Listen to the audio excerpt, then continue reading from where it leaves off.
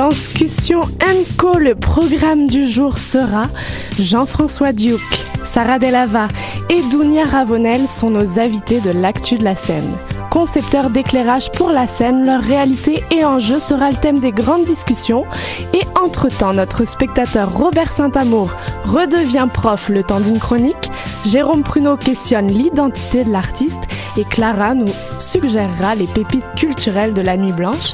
C'est parti pour 90 minutes culturelles. Jingle!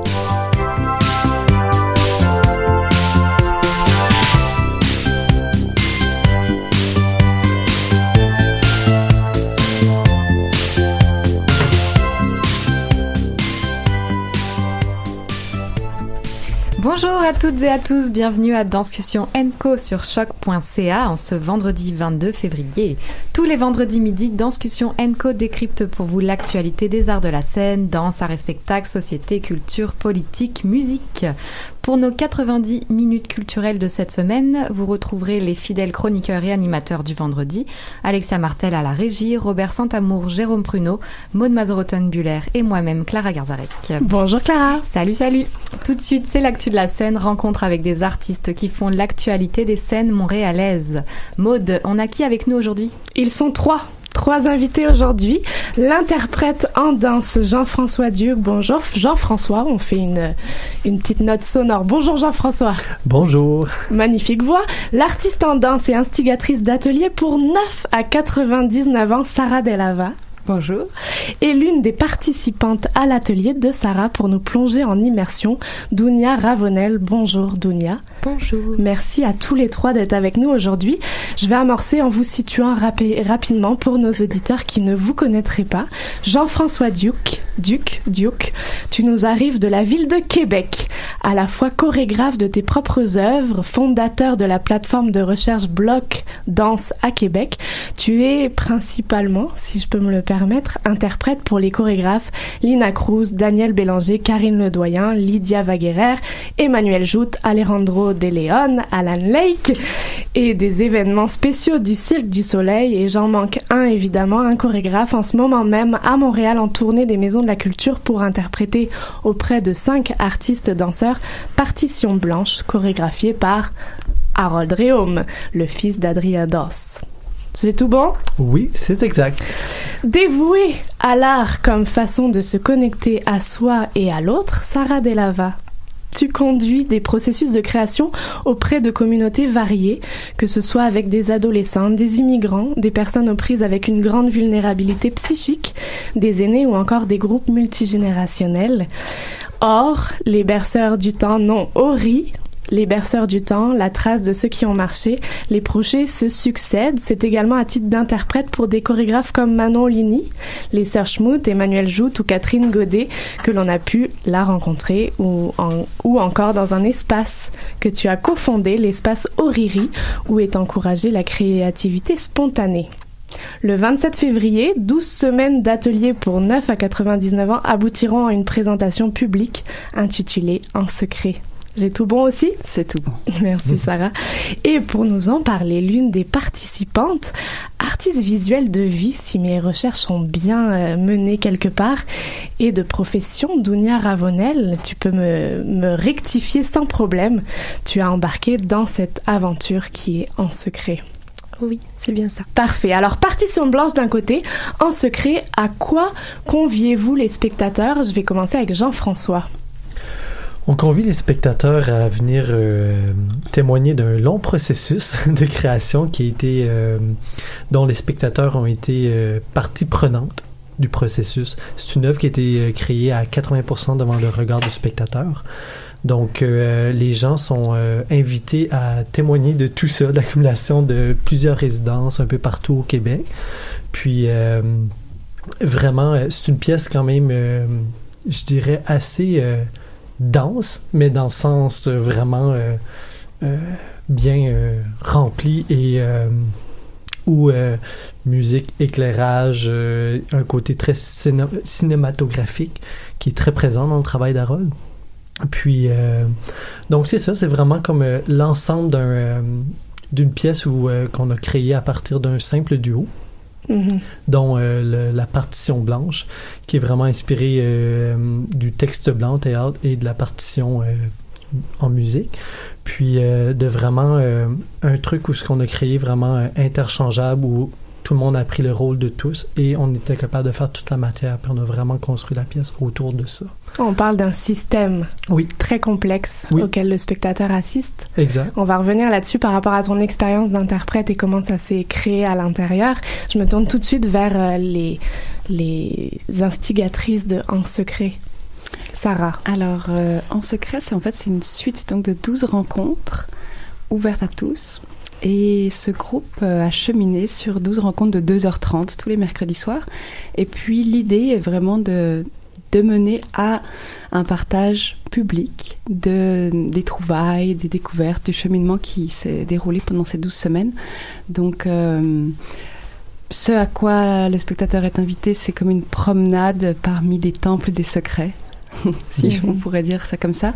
C'est un projet aussi multidisciplinaire, donc il y a des danses improvisées, il y a des danses chorégraphiées, il y a des petites minutes vidéo où chaque participant a amené 1 minute de vidéo pour parler sans parler de son secret ou d'un secret qu'il porte. On n'est pas juste fait d'un secret, on a fait de milliards de secrets. Et on a aussi travaillé sur des peintures où chacun a pu aller dessiner, peindre, évoquer un secret, et aussi on a travaillé sur des petits poèmes qui parlent sans parler totalement de ces secrets qu'on a appelés d'ombre et de lumière, parce qu'on est fait à la fois de secrets d'ombre et à la fois de secrets de lumière. Donc voilà, c'est comme un partage poétique dans lequel le spectateur va être invité à se déplacer de chaise en chaise, de rencontre en murmure. Dounia, de l'intérieur, à quoi invites-tu les spectateurs?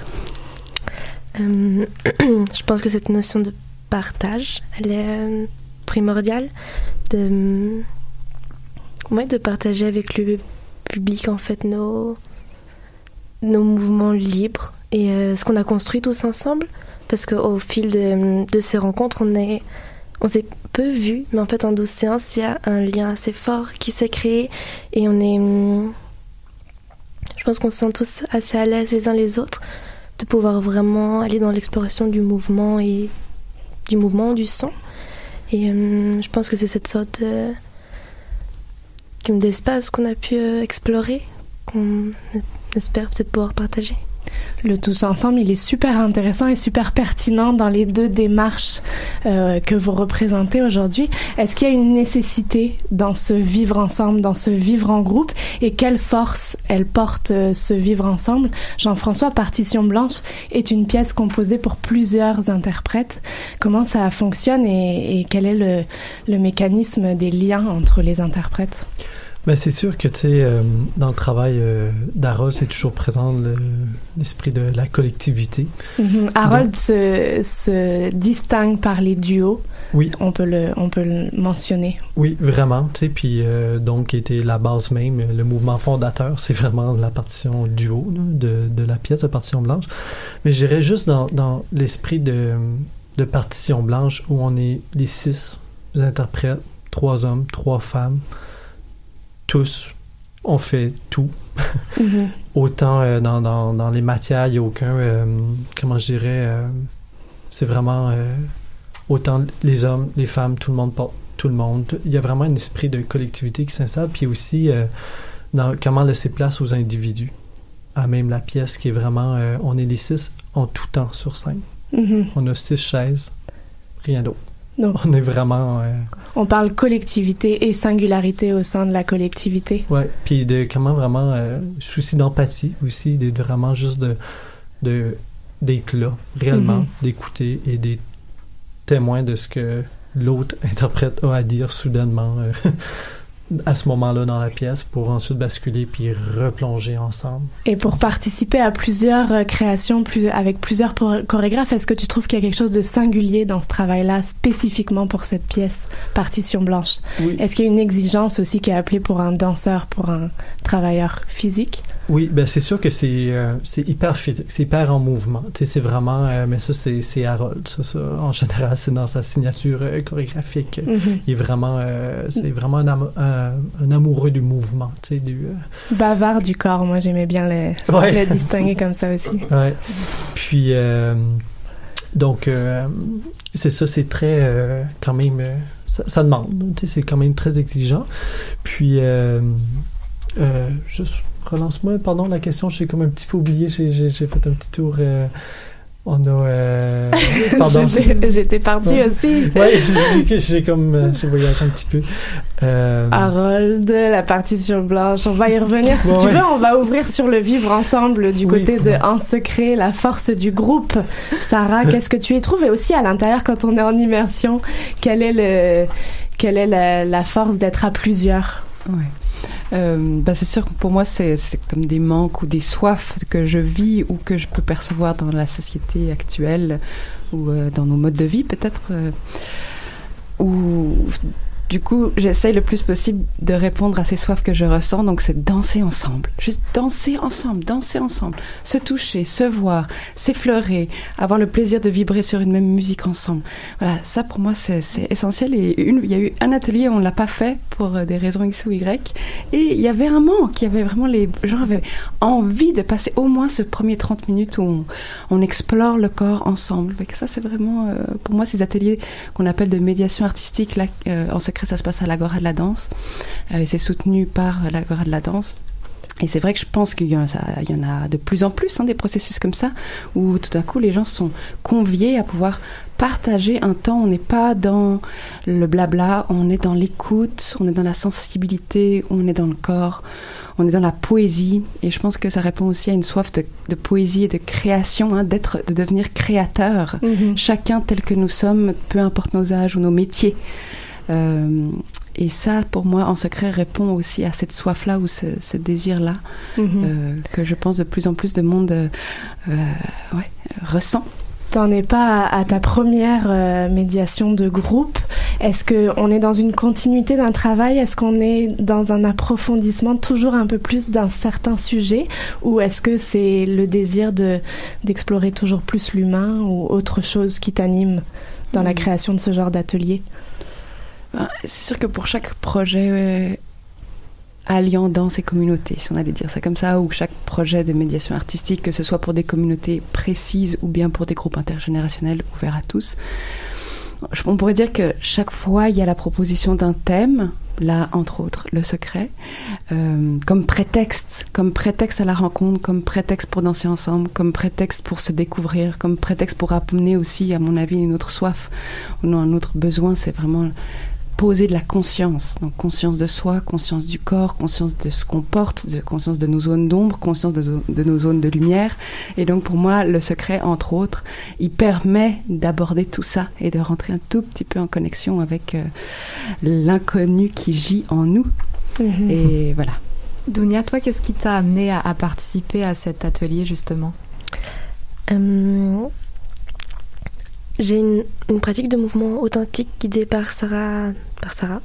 Et j'ai vraiment attirée en fait par ses projets et puis son approche aussi.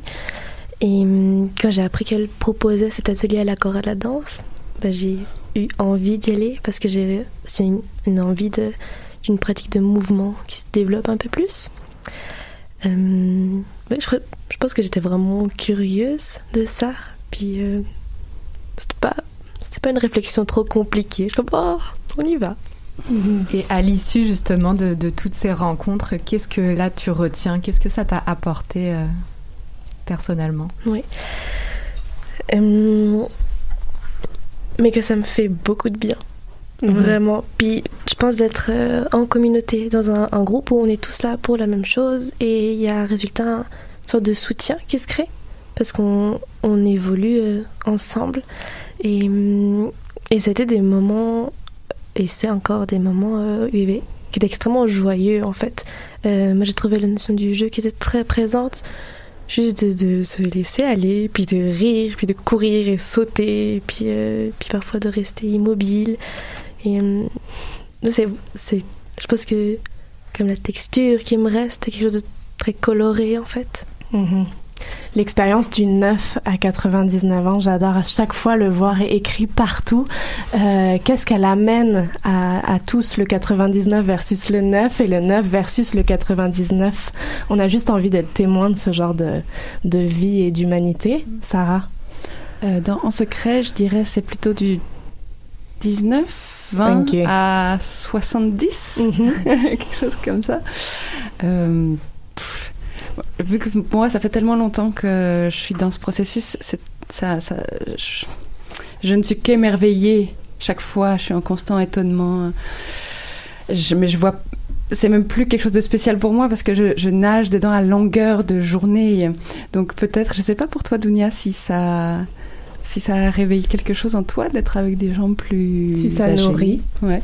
Mais extrêmement, c'est extrêmement nourrissant, puis c'est merveilleux en fait, parce qu'on est tous dans des parcours différents et on a tous des vécus différents. Résultat de pouvoir rencontrer tout ça, ça amène plein de qualités différentes en fait de présence. Et il y a beaucoup de circulation en fait, ça circule beaucoup entre nous. Est-ce que tu ressens qu'il y a eu des limites ou des défis à surmonter que tu ne pouvais pas imaginer? Particulièrement le secret, on peut dire que il y a un travail de confidentialité, d'intimité. Qu'est-ce qu'on décide de révéler ou de garder dans l'obscurité? Pour toi, Dounia? Oui, puis surtout dans le contact avec l'autre, on a eu beaucoup de moments où on devait se laisser aller à l'autre aussi, comment donner son poids, donner une partie de son toucher. Puis ça, c'est particulier, des fois, d'entrer en contact avec des personnes qu'on ne connaît pas forcément. C'est une intimité sensorielle. Et puis il y a comme une petite marche à passer de « Ok, on y va », puis les deux, on y va ensemble, en fait. Pas juste l'un donne, puis l'autre résiste. Il faut que les deux, on y aille complètement ensemble. On sent la force dans la vulnérabilité, comme consolider la vulnérabilité de chacun aussi, qui est assez intéressante. Je vais ouvrir sur Partition blanche en essayant de ne pas oublier mes questions. Partition blanche. Partition blanche, ce qui m'intéresse aussi, c'est cette idée de page blanche. Est-ce que c'est un mythe, cette idée de page blanche? Est-ce qu'on démarre toujours de zéro et du vide? Ou est-ce qu'on va chercher quelque chose en particulier? Pour toi, Jean-François, comment ça a fonctionné? Ouais, c'est sûr que Partition blanche, ça a commencé dans le cadre de l'expo Corps rebelle au Musée de la Civilisation, dont il y avait à même la salle d'exposition il y avait un petit studio. Puis Harold, cherchant, veut pas, ça fait quand même plusieurs années qu'il crée, que c'est un chorégraphe quand même établi à Québec. Puis il cherchait quand même à trouver une autre porte d'entrée, que il n'est pas intéressé à juste créer du mouvement pour en créer. Ça, à la base, c'est vraiment pas, même si ça fait partie de lui, d'être en mouvement, de vraiment avoir des propositions très dansées. Mais là, de voir comment créer vraiment une rencontre, puis d'où il a décidé de rassembler, quelques interprètes dans ce cadre-là, où il y avait vraiment en mode très laboratoire, vraiment exploration, puis d'inviter les spectateurs à témoigner, à juste regarder, à faire du in and out en bon français. Puis, donc c'est ça. Puis, il a vraiment commencé tout simplement, il crée toujours de manière spontanée. Donc, je pense que oui, pour répondre à la question, je pense que c'est possible, mais c'est sûr que chaque page blanche vient vraiment avec notre état, notre esprit à nous comme artistes, comme créateurs. Donc, c'est sûr qu'elle est déjà un peu teintée, cette page blanche-là. Il y a déjà un petit quelque chose qui vient déjà rapidement se définir, cette page-là, je dirais. Il y a aussi toute la question du risque qui se retrouvait dans tous vos communiqués. Est-ce que, en tant qu'interprète, tu ressens qu'il y a un risque particulier à participer à cette création? Oui, tout le long du processus, pour être honnête, parce que il y avait beaucoup de magie qui se créait en résidence devant les spectateurs, tout ça. Puis là, après nous, OK, il y a quand même la date. À un moment donné, on va se retrouver en salle, puis ça va être un spectacle. Donc, comment amener ça, puis comment créer cette rencontre-là. Donc, c'était vraiment un truc qui était assez... On s'est beaucoup questionné à ce niveau-là. Puis, même à ça, même une fois que la pièce est complètement écrite, je dirais, il y a vraiment un côté où la part de risque, je la trouve encore présente, même si tout est écrit, parce qu'il y a vraiment l'espèce de relation qu'on a instaurée entre nous, tout ça, où on saute dans le vide. On espère que l'autre nous attrape. On est, tu sais, juste au niveau de la gestuelle comme telle, mais aussi juste dans le début du spectacle où on a commencé, on fait une genre de mini partition blanche. Vraiment un prologue dans le silence. Tout ça, puis vraiment dans la rencontre avec le spectateur. Puis ça, je trouve qu'au niveau du risque, dans le sens que pour nous, OK, on y va, on fait confiance à notre rythme interne. On écoute, on entend absolument tout dans la salle. Ça veut pas, ça va teinter. Assez rare. Parfois, les artistes sont totalement coupés du spectateur. Oui. Puis donc, il y a vraiment ce petit moment-là où, avec le public, on prend le temps de se rencontrer. On sent vraiment qu'il y a un moment où OK, tout le monde quitte leur journée, tout le monde, OK, on est arrivé, on s'installe, OK. Puis, on se connecte ensemble, puis là, on rentre comme tel dans la matière. Beauté des calendriers, on réalise à quel point chacune des propositions est tournée vers l'humain, pour le partage et la rencontre. Vraiment. C'est à voir, évidemment, le temps file et nous devons déjà nous quitter. Merci à tous les trois d'avoir été avec nous. Je vais rappeler les dates sans me tromper. Partition blanche, dernière prend l'affiche à la Maison de la Culture Rivière des Prairies demain, samedi 23 février. Production Le Fils d'Adrien Danse d'Harold Réaume. Et les présentations publiques finales qui clôturent ces 12 semaines d'ateliers en secret auront lieu le 27 février. Et si vous n'avez pas votre place, désolé, c'est complet. Vous ne pourrez qu'espérer une séance de rattrapage. Mais en attendant, vous pouvez suivre le travail de Sarah Dellava. Merci à tous les trois d'avoir été parmi nous aujourd'hui. Nous vous souhaitons de bien belles aventures. On vous retrouve la semaine prochaine, Sarah.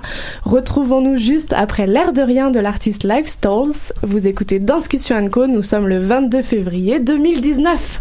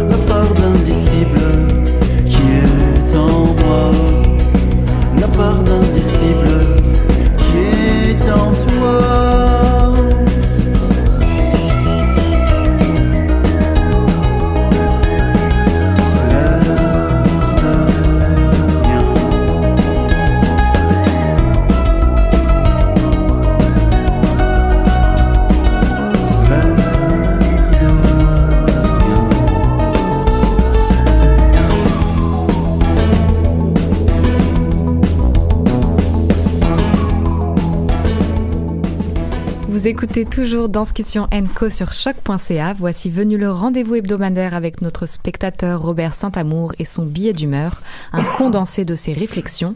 Voici Quand le spectateur se fait prof, et c'est signé Robert Saint-Amour. Merci Clara. Excusez, petit moment de décalage. Bonjour à vous tous. Avertissement à tous, à toutes. Cette chronique sera fortement colorée de science par l'enseignant de chimie que j'ai été. Parce qu'un des buts de la science est de tenter de modéliser et d'expliquer un phénomène ou un ensemble de phénomènes. Ça m'a toujours allumé. Voilà donc pourquoi je vous propose de le faire pour la danse. Mais soyez sans crainte et ne changez surtout pas de poste. La danse gardera bien sa place dans les prochaines minutes. Le spectateur aguerri que je suis devenu s'en assurera. Donc, allons-y. Il était une fois une petite graine qui était enfouie dans un coin sombre au fond de ma tête. Et puis arrive ce jour, quelques semaines après la chronique de Bettina Szabo, Arts and Science, an Unusual Mixed, excusez l'accent, présenté à cette émission, et au lendemain aussi d'une représentation, allez savoir pourquoi cette fois-là, et c'est cette fois-là que la graine trouve ce qu'il faut pour germer. Et cette petite graine d'idée se transforme en une plante et à se mettre à son activité préférée, la photosynthèse, soit de transformer la lumière en du vivant. Et pour la petite histoire, c'est sous la douche que cela s'est fait. Comme quoi de l'eau, c'est toujours utile pour faire germer une graine, idée soit-elle.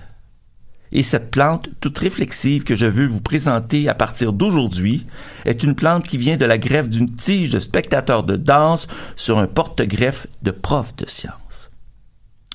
Donc à partir d'aujourd'hui et dans de prochaines chroniques, voici une approche spectroscopique pour comprendre autrement ce qui se passe lorsqu'on assiste à une représentation chorégraphique. La spectroscopie, pour les moins familiers, est selon M. Larousse l'ensemble des méthodes et des techniques d'étude générale des rayonnements émis, absorbés ou diffusés par une substance, ce qui présente de fortes analogies avec les arts de la scène et donc par conséquent la danse. Et voici pourquoi. Habituellement, lorsque nous assistons à une présentation, il y a l'œuvre incarnée par les interprètes sur la scène et il y a nous sur notre siège dans l'estrade. Transposé en science, nous pouvons parler de la relation entre un émetteur de radiation ou de lumière, soit une source, et un récepteur ou un détecteur qui la reçoit. Et tout spectroscopiste pourrait vous dire que chacun possède ses propres caractéristiques, fort importantes pour définir la nature, la qualité et le succès de leur interaction. Donc, techniquement, la source produit des longueurs d'onde de différentes natures. Par exemple, une lampe au sodium émet surtout une lumière jaune qui lui est caractéristique. En général, une source lumineuse émet un rayonnement polychromatique qui est composé donc de plusieurs longueurs d'onde et qui peut être une lumière blanche. Cette lumière blanche peut être séparée à l'aide d'un prisme en ses différentes composantes. Une belle illustration de ce phénomène est la pochette de l'album fort connu du groupe Pink Floyd, Dark Side of the Moon, qui montre la composante rouge tout en haut et le violet tout en bas, une fois ce rayon lumineux passé à travers le prisme. Mais ce que la pochette ne montre pas, ce sont les parties invisibles de ce rayon, qui en haut du rouge est la partie infrarouge, tandis que tout en bas, sous le violet du spectre, il y a l'ultraviolet. Lorsqu'une source émet, elle le fait, habituellement dans les différentes régions du spectre avec des intensités variables, ce qui n'est pas le cas pour un laser, soit dit en passant, qui lui le fait à une seule longueur d'onde. De son côté, le récepteur reçoit la radiation émise avec une sensibilité variable selon les régions du spectre. Il se peut donc qu'une source soit fort intense dans une région spectrale, mais que le récepteur, lui, soit totalement insensible et n'ait par conséquent pas de réaction. Comme nous pouvons être sourds au son d'un sifflet à ultrasons, tandis qu'un chien, lui, le percevra de façon fort claire. Et Robert, c'est quoi le lien de ce long préambule, tout scientifique, en fonction de la représentation chorégraphique? Eh bien, en danse, il y a l'œuvre, qui est la source de radiation, et il y a le spectateur qui en est le détecteur et qui reçoit les différentes ondes émises par l'œuvre. Dans cette œuvre, tel un rayonnement lumineux, il y aura la partie visible, la chorégraphie, les costumes, la trame sonore, l'éclairage, évidemment, que tous pourront voir. Cette partie visible de l'œuvre peut être différente selon le type d'œuvre, comme peuvent l'être le buto par rapport à la danse urbaine. Et il y a aussi les parties invisibles de cette œuvre, comme pour la lumière. Il y a d'abord les infrarouges, qui sont pour moi la partie émotion de l'œuvre, celles qui touchent nos tripes, des émotions qui seront de nature différente. Voilà en gros ce que constitue la partie infrarouge de l'œuvre, sur laquelle je vous reviendrai à un autre moment. Il y a aussi la partie ultraviolet de l'œuvre, toute aussi invisible, qui, elle, s'adresse à notre tête, à notre rationalité, à nos connaissances et ou à notre bagage culturel. L'intention et le message que le ou la chorégraphe veut ou souhaite nous transmettre. Et ça aussi, je reviendrai plus tard. En conclusion, une œuvre possède donc son spectre qui lui est caractéristique, dont le rayonnement avec ses maxima rayonnera vers un public fort diversifié, peut-être hétéroclites, qui sont donc des détecteurs fort différents.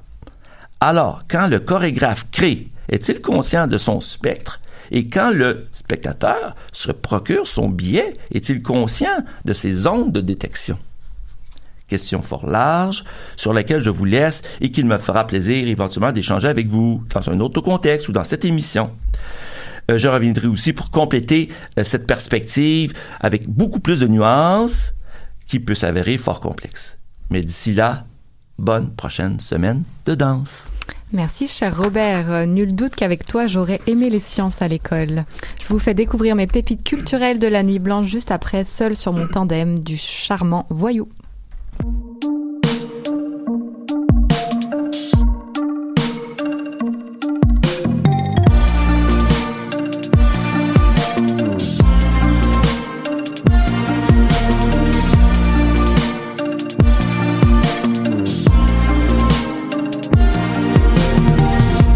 Roulez pourvu que jamais rien ne vous arrête. Écroulez souvent sous l'amour et sous ses dettes. J'ai bien l'âme à vous envier, mais c'est le cœur qui m'arrête. Car bientôt plus fort que vous viendra se joindre à la fête.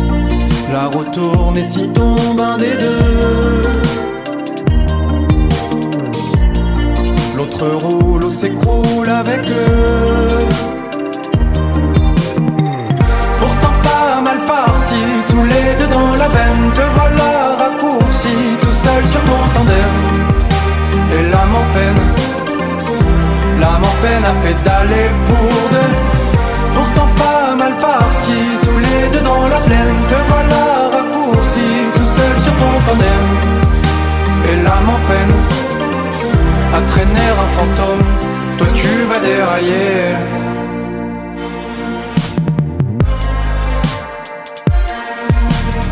Tu roules et parfois s'en vont chercher tes mirettes au-dessus de ton épaule pourvu qu'elles y trouvent une tête. Ton dos s'ennuie de voir filer des armées de pâquerettes et pleure de n'avoir plus personne à qui faire la causette. L'autre est tombé, ça y est, mais toi tu franchis la pente. Va au bout de la montée, tu verras la descente.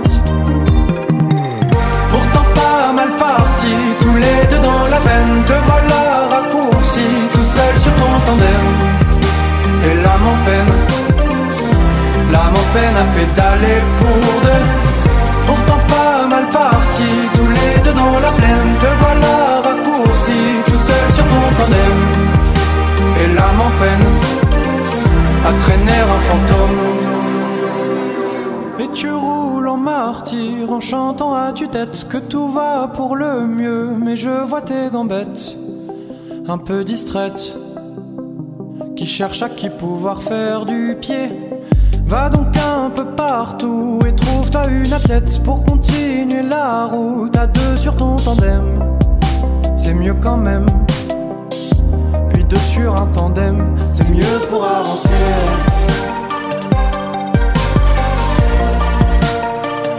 C'est mieux pour avancer.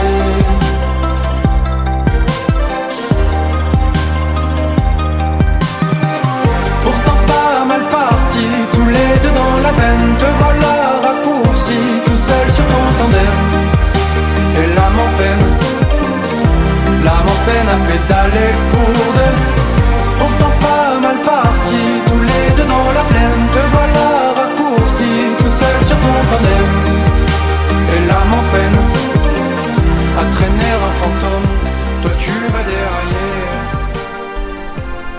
d'ailleurs pour cet artiste, non? Voyou. C'est à découvrir et redécouvrir. Son album est assez sympa, n'est-ce pas, Alexia? C'est venu le temps des découvertes artistiques et culturelles, des suggestions de sorties et nous en voulons toujours plus. Clara a défriché l'immense programmation de la Nuit Blanche qui se déroulera le samedi 2 mars lors de l'événement Montréal en Lumière et en a extrait ses pépites culturelles. Oui, vous n'êtes pas sans savoir que comme tous les ans, à cette période à Montréal a lieu la Nuit Blanche dans le cadre de Montréal en Lumière, tu l'as dit, et ce sera le 2 mars cette année. À l'occasion de cet événement, ce sont plus de 200 activités pour la plupart gratuites qui sont proposées durant toute la nuit. Donc je vous en ai fait une petite sélection pour vous aiguiller suivant votre humeur. Alors si vous filez plus ambiance cocooning, pourquoi ne pas faire une petite pause culturelle sur le thème de la chaleur humaine à la Grande Bibliothèque pour visionner des courts-métrages de l'ONF et découvrir la diversité montréalaise dans le cadre d'une bibliothèque vivante géante. Vous pourriez aussi aller vous enfoncer dans un siège du cinéma du parc bien au chaud pour visionner une projection gratuite de courts-métrages québécois retenue pour la dernière édition du festival Plein Écran. Et puis si l'idée de visionner des courts-métrages vous plaît, mais que vous, si on vous met dans un fauteuil de cinéma en pleine nuit, vous dormez. Si vous avez envie d'un petit brin de folie, alors rendez-vous au Café Cléopâtre pour l'un des événements dits les plus disjonctés de la Nuit Blanche, la Nuit Spasme. Au menu, projection des meilleurs courts-métrages insolites de la 17e édition du festival Spasme et performance des légendaires drag queens du Café Cléopâtre, assez cocasse, ça vaut le coup. Si c'est vos oreilles que vous avez envie de chouchouter, alors pourquoi ne pas aller assister à une représentation de l'Orchestre Symphonique de Montréal et vivre une expérience de réalité virtuelle au cœur de l'orchestre. Vous pourriez aussi vous laisser tenter par la proposition du festival M&M au cœur des sciences de l'UQAM avec une diffusion immersive sur Dôme de 32 haut-parleurs et la participation de chanteurs et musiciens live qui vous feront découvrir la musique de près de 20 compositeurs de la scène locale et internationale. Si vous êtes de nature curieuse et qu'une petite balade nocturne vous tente, alors inscrivez-vous et participez à la Nuit au flambeau sur les faubourgs, un parcours qui vous plongera dans une multitude d'atmosphères éclectiques. Une visite à l'écomusée, une expérience de création unique à l'usine C et un moment de poésie et de musique au Théâtre Prospero. Un départ à 19h, un départ à 22h, donc inscrivez-vous. Et si vous avez envie de voir de la danse, toujours de la danse, alors vous pouvez aller à l'espace danse de l'édifice Wilder, évidemment, pour la 6e édition de Bouge Anyway, où 12 danseurs contemporains triés sur le volet s'affronteront dans une danse battle endiablée. Vous pourriez aussi aller faire un tour à Danse Roulette au centre de création au Vertigo et avoir le sort de la soirée entre vos mains. Le concept est simple, une personne du public fera pivoter une roue et cela déterminera le sort de chacune des mini-performances, le nombre de danseurs, le style de musique, les mouvements, etc. Si vous avez la bougeotte, allez donc prendre un petit cours de swing au Cat's Corner ou de voguing, tiens, pourquoi pas, avec Gérard X Reyes à l'Arsenal Art Contemporain. Et enfin, si c'est l'envie de glisser en rythme qui vous titille, alors la Nuit Blanche du patin libre est faite pour vous. Rejoignez les sympathiques artistes patineurs professionnels de la compagnie Le Patin Libre à l'Arena Saint-Louis. Et au programme, démos, musique et patin pour tous, qu'on soit débutant accroché à la barrière comme moi, ou expert patinage à l'envers, salto arrière comme Maud. Bref, vous l'aurez compris, c'est pas le choix qui manque. On se croise quelque part en salle ou sur la glace, tuque sur la tête. Il ne me reste plus qu'à vous souhaiter une excellente nuit blanche à toutes et à tous.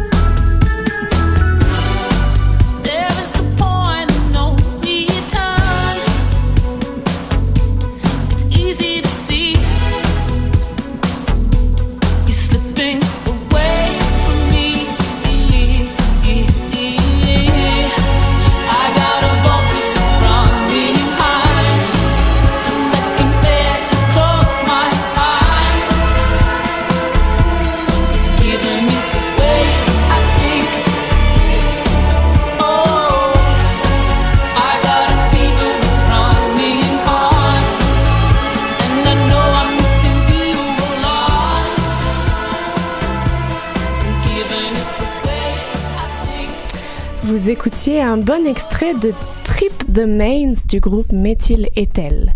Et nous sommes de retour sur choc.ca à Danscussion & Jérôme Pruneau est de retour avec sa chronique En eau vive. Avec lui, nous plongeons dans une dizaine de minutes mettant en relief des faits de société, des événements politiques. Il y a 2 semaines, Jérôme Pruneau signait La vie en partage, que vous pouvez toujours réécouter en podcast. Et cette semaine, il signe ceci, l'identité d'artiste To be or not to be. Bonjour Jérôme. Bonjour Maude, bonjour les amis et bienvenue sur mon petit kayak qui va nous faire naviguer aujourd'hui sur un concept que je trouve fondamental pour l'artiste mais que bien trop souvent l'artiste lui-même néglige, je trouve, ou ne prend pas en compte suffisamment pour sa carrière. J'entends ici toute la question de l'identité d'artiste qui renvoie directement à ma question du jour, to be or not to be un artiste. Alors, je suis en effet de ceux qui ne sont plus capables de donner 20, 30 ou 40 pièces pour voir un spectacle de musique, par exemple, durant lequel je vais m'ennuyer à regarder l'artiste habillé comme Monsieur, Madame Tout-le-Monde dans son salon, donner son show et l'entendre me dire entre chaque tune « Alors, ma prochaine chanson, non, pitié, c'est imbuvable, on paye, sapristi, faites un petit effort. » Et si ma chronique se concentre ici principalement sur les artistes en musique, nul doute que tous les artistes doivent considérer cette réflexion liée à l'identité. Alors, allons-y. Le concept d'identité, en fait, c'est assez nouveau puisqu'il apparaît seulement dans les années 1960 sous la plume d'anthropologues et de sociologues, et notamment dans le champ de la culture au sens anthropologique. Il a été depuis largement utilisé au point de devenir un concept fourre-tout où les définitions se sont multipliées. Mais une chose simple à retenir, c'est que l'identité se construit toujours sur une dialectique entre faire partie d'un ensemble et être unique dans cet ensemble. Uniformisation et singularité. On est tous des Québécois, mais je suis le seul et unique Jérôme Pruneau dont les caractéristiques permettent de me définir sur ma carte d'identité.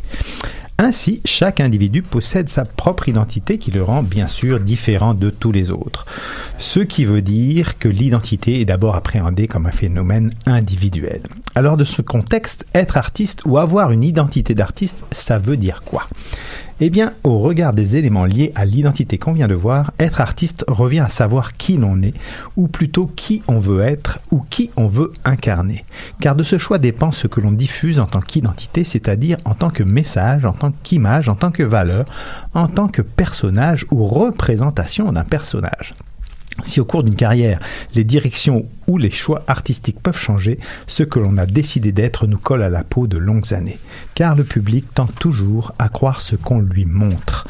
Il faut donc se construire une identité puis la décliner constamment. Et si possible, une identité la plus réduite possible et la plus simple possible. Pourquoi, me direz-vous ? Eh bien parce que le processus de représentation de Monsieur et Madame Tout-le-Monde vis-à-vis d'une image vise toujours à réduire cette image au maximum en gardant ce qui le concerne dans son environnement. C'est l'exemple type de l'étude qu'ont réalisé Albert et Postman en 1947 sur le processus de la rumeur, démontré dans leur ouvrage The Psychology of Rumor.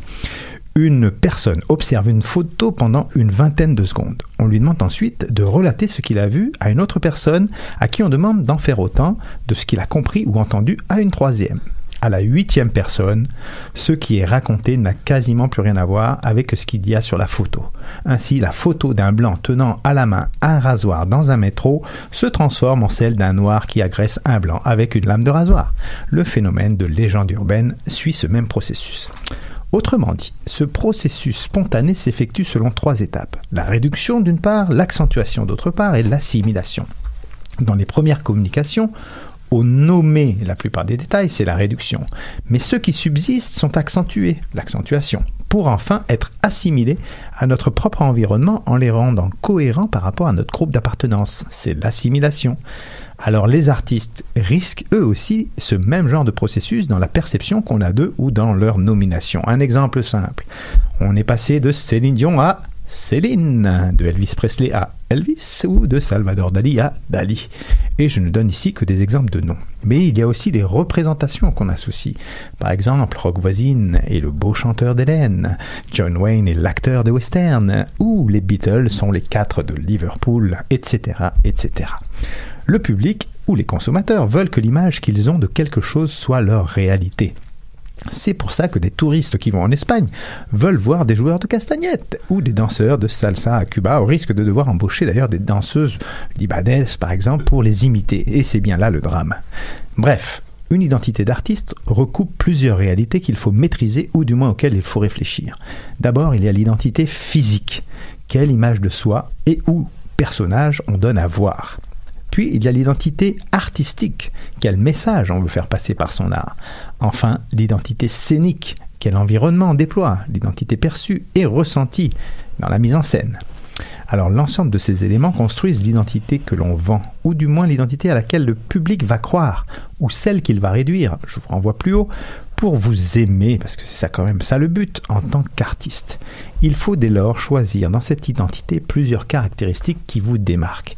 Au début d'une carrière, on conseille parfois aux jeunes artistes d'affirmer d'abord leurs différences, ce qui va les distinguer avant de rejoindre des critères généraux.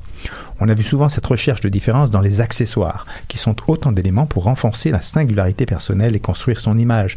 Les étoiles faciales d'un Antoine Graton ou le beau chapeau d'un Jamiroquai. Idem pour le caractéristique physique d'un personnage qui doit coller à l'identité mise en valeur, avec laquelle il doit cadrer. Regardez par exemple Feu, la magnifique Césaria Évora, avec son personnage ridé, ses pieds nus, qui a renforcé son caractère authentique qui collait à sa musique, mais aussi à son lieu de vie, le Cap-Vert, où elle a tourné son premier clip, Saudade, pratiquement sans budget, mais qui collait si bien à son personnage, à sa musique et donc à son identité, qu'il l'a propulsé immédiatement au firmament des Star System. Certains artistes ont mis en avant des attributs physiques, comme leurs cheveux, Dalida, Herbert von Karajan ou la cousine de Maud, Mylène Farmer et sa magnifique chevelure rousse. N'est-ce pas Maud? Elle me regarde avec des yeux de braise. D'autres ont mis en avant leurs yeux, justement, Annie Lennox par exemple, ou leur bouche comme Mick Jagger, ou leurs lunettes, Paul Naref ou Bono, ou encore leurs pieds, justement, comme John Baez ou Césaria Évora. D'autres y sont allés avec un personnage plus sexuel, mettant en avant des attributs dans ce registre, comme les fesses d'une Kelly Minogue ou d'une Beyoncé, ou les seins d'une Samantha Fox ou d'une Janet Jackson. Dans cette recherche d'identité, le nom, lui aussi, devient un attribut capital, car le choix d'un pseudonyme crée un destin et une autre personne que soi. C'est ce qu'on appelle bien sûr le persona, du latin persona d'ailleurs, qui signifie le masque ou le caractère.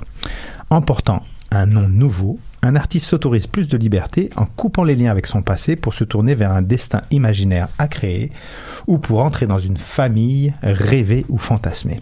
Les exemples sont nombreux et nous pourrions jouer à ce petit jeu des devinettes, chers collègues. Alors, qui est Paul David Heyson? 1, 2, 3...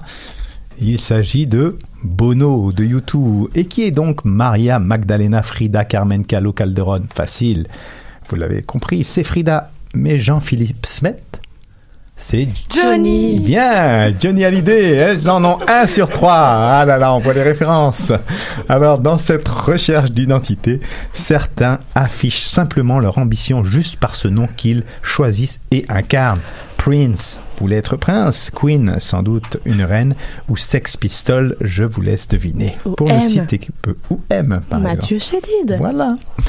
Et puis, enfin, il y a ceux qui gardent leur vrai nom, dans des volontés d'authenticité. Ah, l'authenticité, on pourrait en parler des heures, mais je n'ai malheureusement pas le temps, au risque d'assimiler vie privée et vie publique. Ce n'est pas, selon moi, le plus approprié pour faire rêver un public, surtout quand on a un nom passe-partout, comme, je m'excuse, Lapointe. Alors, est-ce qu'il s'agit de Pierre Lapointe, Hugo Lapointe, Éric Lapointe? Ce sont 3 Lapointe, 3 chanteurs, ou Toupin, Marie-Chantal Toupin, Geneviève Toupin, Fabiola Toupin, qui sont 3 chanteuses. Si j'étais leur gérant, je peux vous dire que j'aurais eu une sacrée discussion avec eux. Bref, on l'aura compris. Être artiste est selon moi un destin qui doit faire rêver. La question de l'identité en est la pièce maîtresse et cette variable doit être travaillée solidement pour sortir du lot et faire en sorte qu'un public vous aime, amis artistes, et durablement. Sinon, vous savez ce qui va se passer ? Eh bien, voilà ce qui va se passer. Le public va quitter vos spectacles avant la fin en chantant ce petit air d'une certaine Édith Piaf. Non, rien de rien. Non, je ne regrette rien. Et voilà, allez à Jacques Taest, à tout bientôt. Il se fait plaisir, Jérôme Pruneau, alias Tellement. Jay.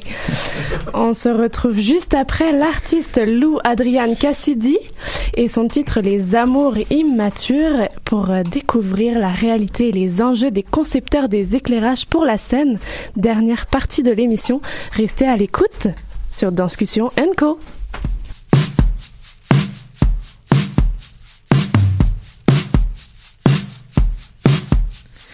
Précieux petit insolent, à la bouche, aux yeux violents.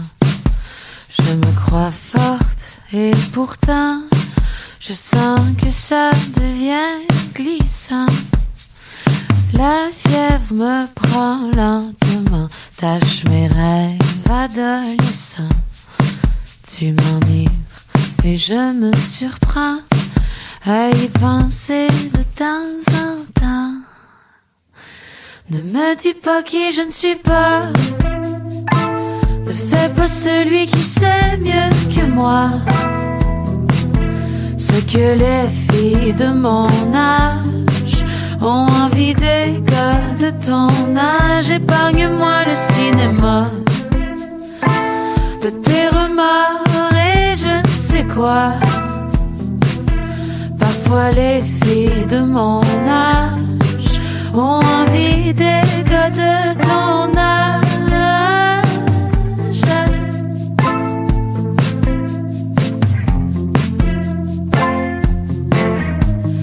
Le plus facile des calmants sur ta peau, je me casse les dents.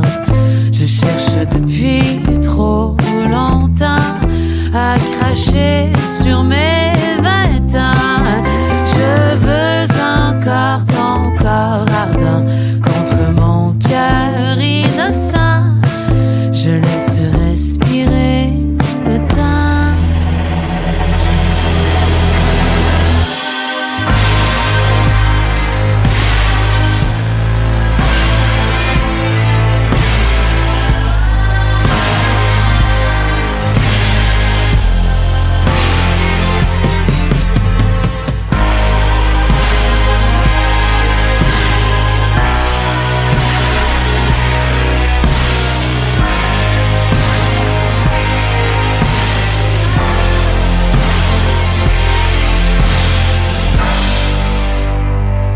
Ne dis pas qui je ne suis pas, ne fais pas celui qui sait mieux que moi ce que les filles de mon âge ont envie des gars de ton âge. Épargne-moi le cinéma de tes remords et je ne sais quoi.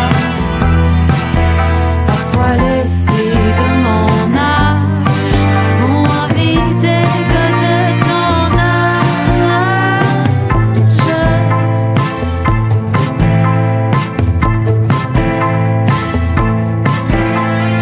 De cet amour immature, je ne retiens que le chaos et que cette idylle à l'usure aura eu raison. Et vous écoutez toujours Danscussion & Co sur choc.ca. C'est maintenant l'heure des grandes discussions. Une rencontre avec des acteurs culturels autour d'une thématique proposée. Quelle est-elle cette semaine, Clara? Oui, à Danscussion & Co, nous aimons recevoir les artistes de l'ombre, ceux qui donnent corps et âme au spectacle, qui lui donnent une identité, une personnalité, ceux sans qui il n'y aurait finalement pas de spectacle. Dans les précédentes émissions, nous avons reçu des concepteurs de costumes, des compositeurs de musique pour la scène. Cette semaine, lumière sur la lumière, concepteurs d'éclairage, réalité et enjeux. Pour en parler, nous avons le plaisir de recevoir 3 invités, 3 artistes, magiciens de la lumière, que je vais tout de suite présenter. Alors, il a signé plus d'une centaine de créations d'éclairage en théâtre, danse, cirque et opéra, collaboré avec des créateurs de renommée internationale, Robert Lepage, Marie Chouinard, Denis Marlot, Daniel Finzi-Pasqua, ou plus récemment des collaborations aux créations du Cirque Éloise et du Cirque du Soleil. Nicolas Descoteaux est avec nous aujourd'hui. Bonjour Nicolas. Bonjour. À ses côtés, un autre concepteur d'éclairage, aussi co-directeur artistique du collectif Chat, David Alexandre Chabot. On a pu voir son travail au théâtre, notamment auprès de Nini Bélanger ou plus récemment de Michel-Maxime Legault. En danse, il a collaboré notamment avec Audrey Bergeron, Ariane Boulet ou encore Frédéric Gravel, avec qui il part en tournée régulièrement à l'international depuis plusieurs années. Bonjour David Alexandre. Bonjour. Et enfin, il est commissaire, concepteur lumière et scénographe et a signé la conception lumière et la scénographie d'une centaine de créations en théâtre, danse et pour l'opéra, tant sur la scène montréalaise qu'à l'étranger. Il s'agit de Cédric Delorme-Bouchard. Fasciné par l'architecture et les théories de l'espace, son travail de la lumière est en rupture avec toute forme de naturalisme au profit d'une exploration du rythme et de la composition. C'est ce qu'on peut lire dans sa biographie et j'aimerais bien t'entendre sur ça un peu plus tard. Depuis 2017, il développe aussi une pratique de metteur en scène en présentant Lamelle, sa première mise en scène à l'usine C. Bonjour Cédric. Bonjour. Alors merci à tous les trois d'être avec nous aujourd'hui pour parler conception d'éclairage. Il y a quelque chose d'un peu magique avec la lumière, c'est un langage en soi. Et justement, j'ai envie d'ouvrir avec ça, j'ai envie de savoir que représente pour vous ce médium, la lumière. Cédric. J'oscille beaucoup entre la conception lumière, la scénographie, maintenant la mise en scène. Mais pour moi, le point de départ, peu importe, même lorsque je signe une scénographie, ça reste la lumière. Et comme metteur en scène, je peux absolument pas me passer non plus de la lumière. Pour moi, c'est le point de départ de toute création, de mon point de vue à moi d'artiste, donc concepteur évidemment, mais comme metteur en scène, mon point de départ avant de savoir exactement la manière dont je vais aborder le texte, la partition chorégraphique, c'est l'espace lumière qui va être mon point d'ancrage, à partir duquel je vais commencer à développer le concept ou la ligne directrice du projet. Tout à l'heure, en lisant un petit bout de bio, tu demandais sur mon approche à ce qui est nommé. Et je dirais, je suis très proche de l'architecture dans ma manière d'aborder mon travail, dans la manière dont j'aime aller documenter mes références, mes inspirations. Pour moi, je construis des espaces et je le fais autant comme concepteur lumière, comme scénographe ou comme metteur en scène. Je construis avant tout des espaces qui vont recevoir des corps. David Alexandre, pour toi, qu'est-ce que ça représente ce médium, la lumière? Moi, j'ai une approche un peu différente. Pour moi, je suis là pour servir l'œuvre sur laquelle je travaille. Fait que je travaille avec beaucoup de gens différents. Je travaille en théâtre, en danse, puis même en théâtre, je travaille avec différentes compagnies qui sont plus comme quand je travaille au Denise Pelletier, comparé à quand je travaille dans un petit studio avec Projet Mu. C'est différentes expériences. Fait que pour moi, j'approche ça différemment de la manière, dépendamment de quel créateur avec qui je travaille. Par exemple, avec Nini Bélanger, là, je fais un nouveau spectacle, puis je suis arrivé dans la création avant que le texte soit là. Fait que là, pour moi, je peux être beaucoup plus impliqué dans la création, puis dans mon concept peut être beaucoup plus absorbé par les acteurs puis les metteurs en scène qui sont là. Fait que là, ça devient partie plus du show. Mais il y a certaines autres productions où j'arrive un peu plus tard dans le processus, où là, il y a un spectacle qui existe, puis après ça, moi, je viens juste essayer de ramener les choses, puis de mettre en focus des bonnes affaires qui veulent pousser plus loin. Fait que c'est un peu comme ça que je travaille, moi, au niveau de la lumière. Sur mesure, si on peut dire. Un peu, ouais. Travail sur mesure. Nicolas? Oui, mais j'aborde j'aborde beaucoup David, parce que c'est... moi, c'est un art... sans être, comment je dirais, on est des créateurs de l'ombre, mais aussi des artisans. Moi, je me considère beaucoup plus comme un artisan, c'est-à-dire que je suis au service de l'œuvre, au service de ce qui est proposé, et je considère l'œuvre plus grande que moi. Alors, je m'y insère, j'écoute, j'observe, et après, mon travail est beaucoup basé sur... une donnée plus ésotérique qui serait la beauté. Alors moi, ce qui me fascine, c'est la beauté. Alors, c'est de mettre en beauté, parce qu'il y a quand même une donnée très essentielle de l'éclairage, c'est d'éclairer pour voir pour que le spectateur puisse comprendre et suivre l'action. On parle de la scène, bien sûr. Et dans un deuxième temps, ça serait de faire ressentir au spectateur de mettre en beauté, dans un deuxième temps, de mettre en beauté ou en espace, un peu ce que Cédric rejoint, c'est-à-dire de magnifier, pour que le spectateur passe une belle soirée, et puis que les autres concepteurs soient aussi emballés de voir leurs œuvres illuminées. Parce que il y a aussi la lumière du décor ou des costumes, comme la lumière de l'œuvre ou de la parole, pour le théâtre par exemple. Et sinon, ça serait de faire ressentir au spectateur, des fois, la touche personnelle de nous créateurs, de faire ressentir une sous-couche du texte, par exemple, ou de la musique qui nous est personnelle, c'est notre lecture à nous, mais par contraction lumineuse ou essayer d'aller chercher des émotions ou des sentiments ou des sensations chez le spectateur. Moi, c'est ça qui quand j'y arrive, là, je suis vraiment content. C'est pas facile, mais ouais, c'est de resserrer l'œil du spectateur sur un moment précis, puis c'est vraiment chouette à ce moment-là. Comment est-ce que ça a commencé? Est-ce que vous êtes né avec des yeux particuliers? Est-ce que vous avez eu un moment, un flash, si je peux me permettre le jeu de mots? Qu'est-ce qui s'est passé? Qu'est-ce qui s'est passé? Est-ce qu'on peut avoir une petite trajectoire à travers vos yeux? David Alexandre, tiens, c'est parti. Moi, en fait, je viens d'une famille de musiciens, fait que mes parents étaient musiciens, fait que j'ai toujours été un peu dans l'univers artistique, si tu veux. Puis au secondaire, j'ai commencé à m'intéresser à la musique, puis en m'intéressant à la musique, je suis allé à une école où il y avait du théâtre. Puis là, j'ai pogné la piqûre là, puis c'est là vraiment que j'ai embarqué, puis je suis tombé dans l'éclairage, puis j'ai vraiment pogné de quoi. Fait que c'est là que ça a commencé, puis après ça, je suis rentré à l'École nationale par la suite, puis je finis en 2006. Puis c'est de là que ça a tout commencé, mais c'était pas un flash. Il n'y a pas d'enfance particulière où on a été ébloui. C'est vraiment... On est arrivé, on s'est dit, on va faire du théâtre, puis là, j'ai fait, wow, ok, c'est ça, puis on peut faire ça dans la vie, ok, good. Fait que je suis parti, puis c'est comme ça que ça a commencé. Cédric? J'ai toujours été intéressé par les arts en général, que ce soit même écriture, littérature, le cinéma, le théâtre, la danse. Je pense, selon le parcours de vie que j'ai eu, il y aurait pu avoir d'autres moments qui auraient pu m'amener ailleurs. C'est le théâtre qui m'a attrapé, qui me donnait envie, en fait, de vraiment créer pour le théâtre, de me diriger dans cette direction. J'ai fait mon bac après mon cégep en sciences de la nature. J'ai fait mon bac en scénographie à l'UQAM.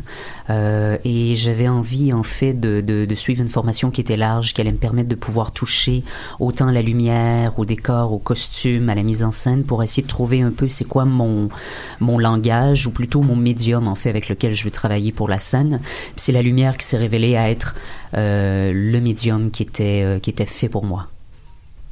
Nicolas? Ah, mon Dieu! Moi, ça a commencé, là, j'ai une belle histoire. Ça a commencé, j'avais 12 ans. Moi, je vis ma passion. J'ai commencé à 12 ans parce que c'est à l'époque où on allait faire du patin à roulettes le vendredi soir. Puis on allait niquer dans les coins sombres. Et puis, un vendredi soir, il y avait pas de patinage, il y avait un spectacle, un concert rock. Si je me souviens bien, c'était genre rockabilly. Et là, il y avait de la fumée, il y avait des jets de projecteurs qui dansaient sur le rythme de la musique, qui changeaient de couleur, puis j'ai fait comme what the... C'est quoi ça? Et puis après, je me suis mis à regarder ça d'un autre œil, arrivé en ville, d'aller voir le premier concert de Rush. C'était un Rush. Et là, j'ai été faberglacé. Ensuite, je les ai collectionnés, ces concerts. Et puis, un jour, mes parents m'ont dit « Ah, tu vas venir au théâtre, viens au théâtre, lâche les concerts, viens au théâtre. » Je suis allé voir une pièce au Trident à l'époque. Et puis, j'ai vu les mêmes jeux de lumière dans la fumée, mais qui passaient à travers une fenêtre, qui avait une motivation, un ciel qui se levait, un coucher de soleil. Et puis, j'ai fait comme on peut faire la même chose, mais c'était encore plus beau, c'était encore plus fin. Et puis là, j'ai commencé à faire de la lumière, à vouloir en faire. Et j'ai commencé au cégep à faire tous les spectacles dans les cafés. C'était à l'époque que j'étais allé à Québec, à la salle Albert Rousseau. Et puis c'est comme ça. Et puis après, j'ai trouvé la formation professionnelle qui était... Moi, j'ai fait l'école de Sainte-Thérèse. Et puis voilà. Ça n'a jamais arrêté. Vocation. On parle de conception lumière, là. Alors, on sait bien qu'il ne s'agit pas juste d'éclairer une scène, évidemment. Qu'est-ce qui ferait votre patte, selon vous? Est-ce qu'on pourrait vous différencier, voir un spectacle et dire « Ah, ça, je sais, c'est l'éclairage de Cédric, c'est l'éclairage de David Alexandre, c'est l'éclairage de Nicolas. » Qu'est-ce qui définirait, selon vous, vos éclairages? Et est-ce que vous avez des inspirations particulières? Alors, Cédric... Dans mon cas, je dirais... oui, j'ai quand même des figures qui reviennent très souvent de spectacle en spectacle. C'est certain qu'il y a la relation avec le metteur en scène ou le chorégraphe avec qui je vais collaborer, qui vient teinter le processus. Il y a la relation à l'œuvre sur laquelle on travaille, que ce soit une chorégraphie ou un texte de théâtre. Mais je sais que j'ai des formes, des motifs qui reviennent régulièrement. Je pense qu'ils sont identifiables de l'extérieur aussi. Lorsqu'on assiste à la représentation. Comme je suis très fascinée par l'architecture. J'ai fait ma maîtrise en scénographie qui portait sur l'architecture contemporaine, la lumière. Mes inspirations, parfois, même si on crée du visuel, pour moi, c'est davantage textuel. Dans des textes d'architectes comme Tadawando, Giovanni Pallasma, des architectes contemporains qui ont des discours sur l'espace qui me fascinent vraiment à les lire, et j'aime beaucoup retraduire ça en forme sensible, en forme concrète, même si matérielle, la lumière. Mais je dirais que c'est le travail de l'espace de manière très architecturale qui vient me chercher. Donc oui, le corps m'intéresse, mais j'ai l'impression que je travaille beaucoup à partir de l'espace, et ma relation avec le scénographe, lorsque je signe seulement la lumière, est très, très, très importante pour moi, autant que ma relation avec le texte ou avec le metteur en scène. C'est souvent une espèce de trio à trois qui nous permet de créer l'œuvre sur laquelle on travaille. C'est intéressant, cette notion de dialogue. David Alexandre, pour toi? Si j'ai une signature, c'est sûr que j'ai une manière de travailler, j'ai une esthétique qui, moi, me plaît. Je pense que c'est plus facile pour les autres de voir ma signature que moi de la voir moi-même, parce que, comme je disais plus tôt, pour moi, je suis vraiment au service de l'œuvre. Fait que, dépendamment de la metteur en scène, du metteur en scène, chorégraphe, tout ça, mon esthétique peut changer complètement.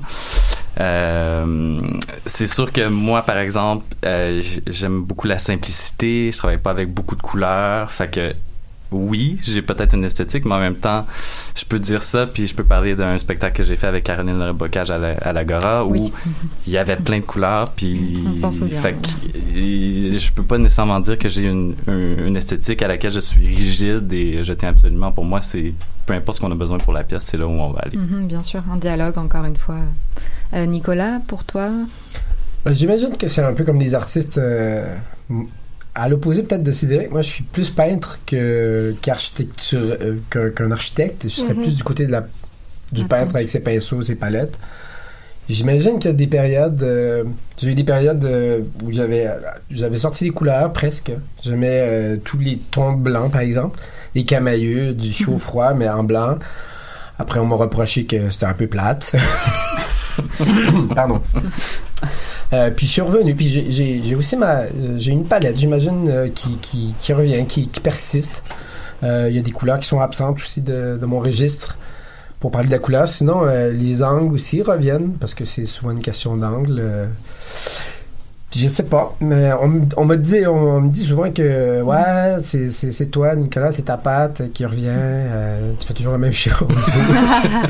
Ou on reconnaît, mais je sais pas. Moi, j'y tiens pas plus.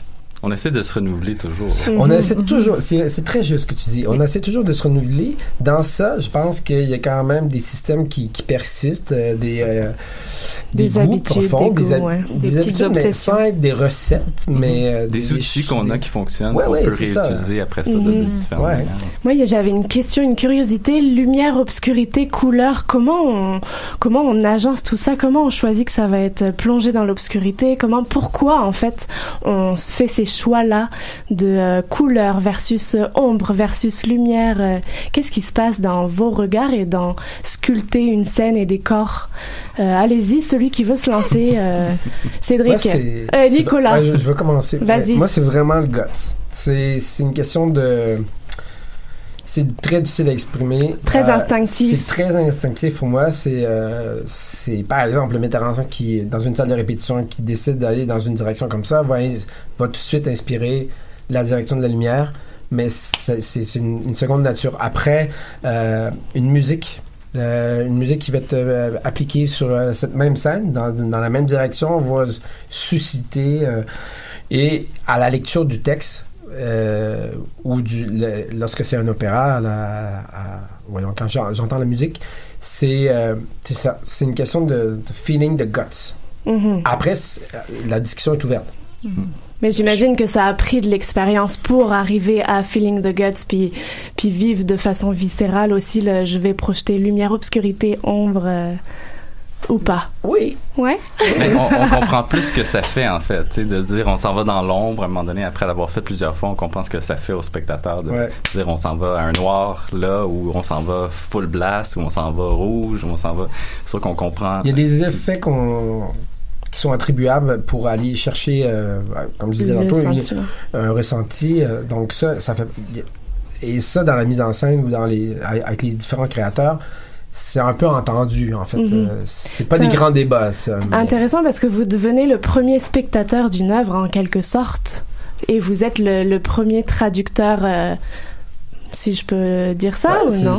C'est assez bien dit. Je dirais plus que, par exemple, le scénographe serait le second metteur en scène, parce que c'est lui qui sculpte l'espace. Sans espace, il n'y a pas de mise en scène, mise en place. Mais que nous soyons les premiers spectateurs. Et si on questionnait Cédric, le scénographe et concepteur de lumière là-dessus? En effet, le scénographe, justement, la relation à l'espace, pour moi, est aussi importante que le texte. Si on parle de théâtre, je peux lire le texte une fois, mais après, il faut que je sache l'espace dans lequel je me trouve, d'où mon rapport aussi avec l'architecture. Je prends pour exemple avec Candide au TNM cette saison, Daniel Lévesque signait la scénographie. On a travaillé en étroite collaboration, et ça c'est formidable quand ça se produit, parce qu'on se relance mutuellement pour savoir comment l'espace qu'elle est en train de dessiner, comment il répond à des possibilités lumineuses, et comment mes possibilités lumineuses, on se renvoie pour voir finalement on n'a peut-être pas besoin d'autant de matériaux sur scène, peut-être que ça est créé. Et ce dialogue en duo et en trio avec le metteur en scène aussi permet d'arriver à trouver ensemble notre espace, parce que l'espace est créé par la lumière et par la matière et par la manière dont les corps et donc la mise en scène chorégraphie se déploient à l'intérieur. Donc cette espèce de trio est souvent très proche, bien que j'adore collaborer aussi avec des concepteurs costumes, avec les concepteurs de musique. Je peux me rappeler de Linda Brunel pour Le Royaume des animaux, où on a essayé tellement de choses pour rendre ces corps complètement fous dans l'espace du Katsu, mais souvent, le premier abord, c'est vraiment avec l'espace. Et pour dire un peu, pour répondre à la question du est-ce que ça vient naturellement, ce qu'on décide de faire pour une œuvre, je répondrais aussi dans la même direction que mes deux collègues, c'est on voit et on a le feeling de qu'est-ce que nous, on doit faire. C'est certain, c'est quelqu'un d'autre qui est à notre place, un autre concepteur aurait une autre direction automatiquement, mais en voyant un enchaînement, par exemple, premier enchaînement de répétition, on peut avoir un feeling de ce que ça doit être, et même des fois, sur un texte qui n'est pas encore écrit, Nyota Mori au Théâtre d'aujourd'hui l'année dernière, Sarah Berthiaume avait son pitch des 3 grands tableaux du spectacle, et c'était assez fabuleux parce que lorsque j'ai lu à la fin mes notes de première rencontre, ce qui a été dit à cette première rencontre-là, même si je savais pas exactement comment ça allait se créer, se concrétiser, ces 3 tableaux lumière-là qui représentent les actes, c'est quand même la première inspiration d'une certaine manière. Il faut savoir s'écouter, puis tout simplement aller dans cette direction-là. Mm-hmm. On sent que vous magnifiez, vous transfigurez, vous transcendez les œuvres, mais est-ce qu'il y a des moments où on se dit non, la lumière naturelle va suffire et parfaite en fait, ou est-ce qu'il faut toujours la transformer cette lumière, ou la créer toute pièce? David, Alexandre, je sens que tu t'approches du micro. Encore une fois, je vais parler d'être au service de l'œuvre, puis des fois tu vas aller voir un show, puis tu vas te dire il y a juste un cue d'éclairage, puis c'est ça qu'on a besoin pour ce show-là, puis c'est that's it. Mm-hmm. Fait que pour moi, ça dépend vraiment du travail qui est fait, puis j'ai pas besoin comme concepteur de sentir que mon travail a affecté complètement la production à chaque fois que je fais un show. Il y a certains spectacles qui vont m'amener plus là, où mon éclairage va vraiment faire partie du processus puis de la pièce. Où j'ai fait un spectacle avec Nini Bélanger encore, où c'était Beauté, chaleur et mort. C'est l'histoire d'un couple qui perd un enfant à cause d'erreurs médicales. Toute la chose, c'est les 2 acteurs sur scène avec le bébé qui est pas là. Puis on a décidé que c'était la lumière qui allait faire le bébé. Fait qu'on avait juste une couverte blanche, un petit carré, puis c'était la lumière. Puis quand la lumière s'éteint, le bébé est mort. C'est super simple, mais là, ça raconte une histoire. Ça fait partie du processus de raconter l'histoire. C'est pas toujours comme ça. Puis pour moi, encore une fois, ça dépend de l'œuvre et des besoins. Oui, parfois, la lumière sert la dramaturgie, comme tu dis. Oui, pour moi, c'est ce que j'aime le plus faire quand on est capable de se rendre là. Mais c'est pas toujours ça que la pièce a besoin. Curiosité, y a-t-il des fantasmes encore non assouvis dans vos carrières de milliers de créations? Nicolas, il s'approche. Bien sûr, il y en aura toujours. Est-ce qu'on a le droit d'avoir une percée d'un futur fantasme qui s'assouvira? Peut-être. Mais bon, comme c'est bientôt présenté, je Ah. gardais le secret. Mais je peux dire que c'est peut-être un fantasme qui existe depuis fort longtemps, et je pense que ce serait la dernière fois. Il y en aura pas. Il y aura d'autres fantasmes lumineux, bien sûr, mais celui-là, je le réalise, et pour Trois mots qui nous donneraient un indice.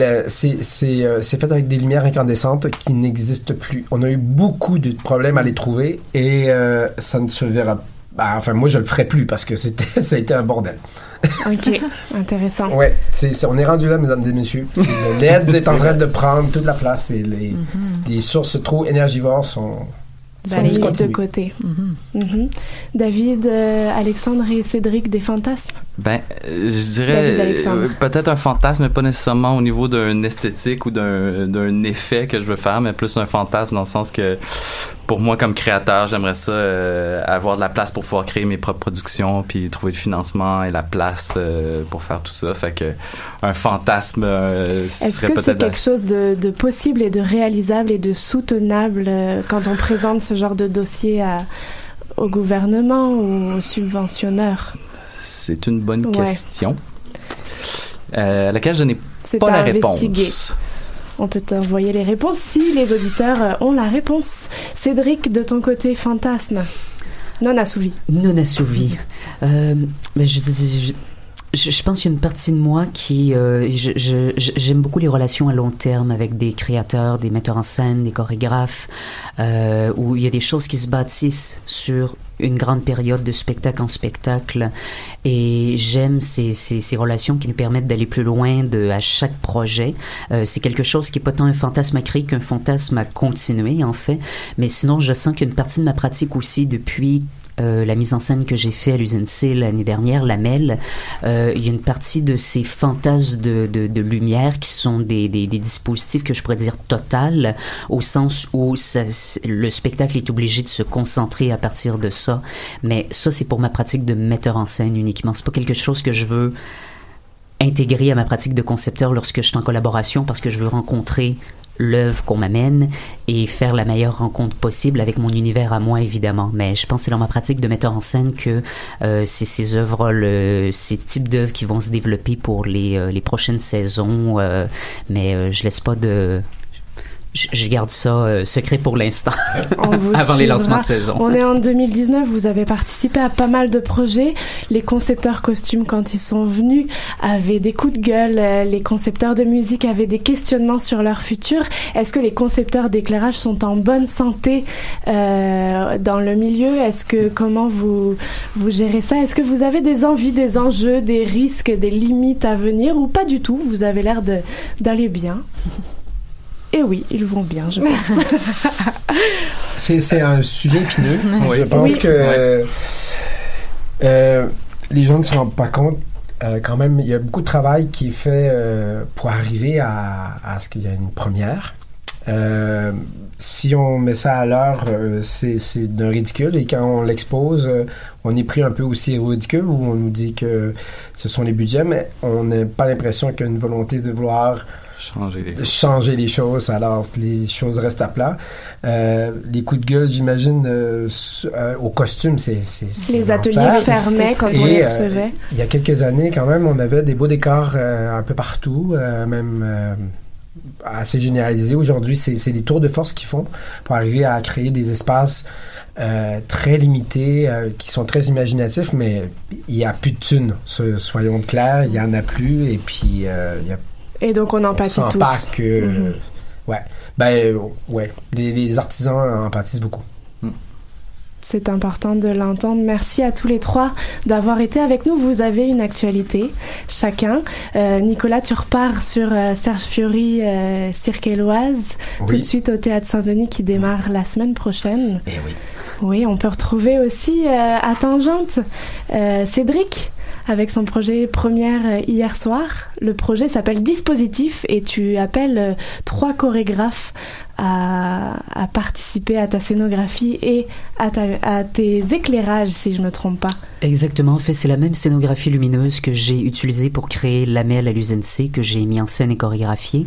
Et cette année, à Tangente, jusqu'à dimanche, j'ai invité 3 chorégraphes, Castelblas, Annie Gagnon et Camille Lasselle-Wilsey, à se réapproprier mon dispositif et à chacun proposer une pièce avec nombre d'interprètes au choix. Intéressant. Et ce soir, après il y a une rencontre spéciale concepteur d'éclairage dont David Alexandre, tu feras partie, si je me trompe pas aussi. Tu as cofondé et co-créé avec Paul Chambers le collectif Chat, et ça vaut la peine de vous suivre. Est-ce qu'il y a une actualité où on va pouvoir venir découvrir tes éclairages très prochainement? Avec Paul Chambers, c'est pas notre collectif, mais on va présenter le spectacle de Ismaël Destinée Croisée à l'Agora qui s'en vient, puis j'ai aussi un spectacle à Denise Pelletier, la Société des poètes disparus qui s'en vient dans quelques semaines aussi. Merci à tous les 3 d'avoir été avec nous aujourd'hui. On se retrouve la semaine prochaine. Moi, je vous invite toujours à aller voir toujours plus de spectacles et je laisse les derniers mots à ma collègue Clara. Oui, dernière minute de l'émission et c'est avec le Vivre ensemble, Vivre à plusieurs que j'ai envie de conclure. J'allais skipper cette partie, mais c'est correct. C'est les dernières minutes de l'émission, donc, et c'est avec le Vivre ensemble, Vivre à plusieurs que j'ai envie de conclure pour ma part. Faire partie d'une audience, d'une conférence, d'une battle danse contemporaine versus danse urbaine, aller prendre des classes, des ateliers, aller patiner en groupe. Les propositions artistiques et culturelles pour exister en communauté ne manquent pas et sont traitées de plus en plus sur mesure pour nous, pour petits et grands. Et il n'y a rien de plus génial, c'est que les artistes seront toujours composés avec nos plus gros complexes. Je fais un clin d'œil à la première partie de l'émission et nos plus beaux défauts, parfois les mettre en lumière pour en faire nos meilleurs atouts. Alors c'est magique, à vous de jouer. Et donc les derniers mots reviennent à Clara. Merci à tous nos invités, collaborateurs et chroniqueurs du jour. Merci à vous, nos auditeurs. Nous vous donnons rendez-vous la semaine prochaine pour une nouvelle émission de Danscussion & Co sur choc.ca. Bonne fin de